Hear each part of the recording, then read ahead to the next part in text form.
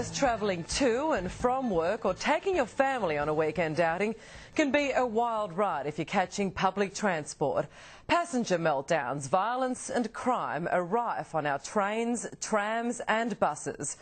Now, fed-up passengers are fighting back and they're shaming these public transport offenders in a very public way. Public transport, it's like buying a ticket to the ugliest show around. So vile is some of the behaviour, passengers have reached their tipping point and are running a public shame campaign. It's online, a no-holds-barred Facebook page dedicated to exposing what public transport users see. This woman appears to be drunk and passengers ask her to get off the train at the next stop. Instead, she lashes out at the very men trying to maintain her dignity. Passengers on this bus ride are hit with a barrage of vile language by a woman, clearly looking for trouble. And she finds trouble. Another woman takes her on. It's a woman-on-woman fight that spills up the aisle as passengers take cover. And courtesy is clearly unfashionable for this young lady. She couldn't move that to let someone sit down. Even though repeatedly asked, she refuses to take her bags off the seat beside her to allow a pregnant woman to sit down. Clearly put out, she eventually gives up the spare seat with a protest.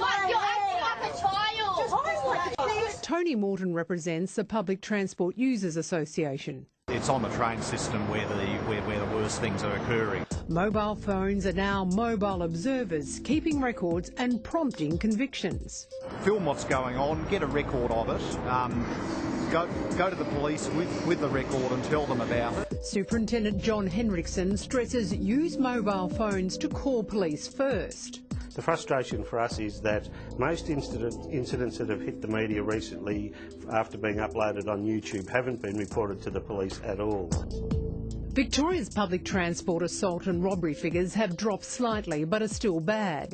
307 assaults and more than 1,000 robberies.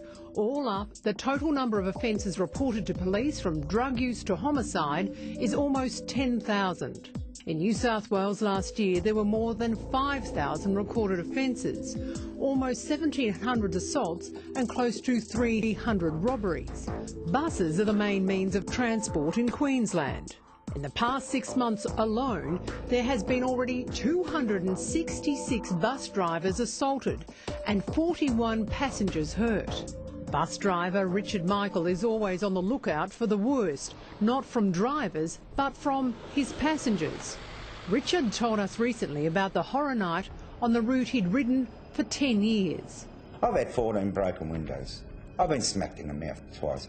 But that's just part of the job. Two 17-year-olds took it to another level. I've gone, where to, fellas? Next thing I know is bang, bang.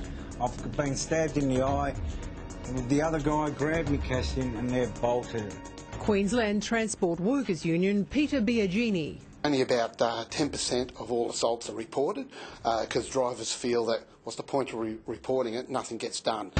We've seen girls attack a driver and then a gang of 30 teenagers surround a bus on the Gold Coast full of passengers.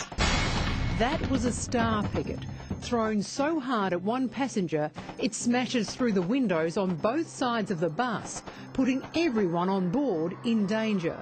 Bus driver Jerry Lutkins has retired from the madness, including being shot at. A shot came through the window, right behind the seat, driver's seat, missing 2 elderly ladies. And that's only one thing that happens there. It's just incident after incident. Ideally, ring first, film second. Claire Brady reporting there.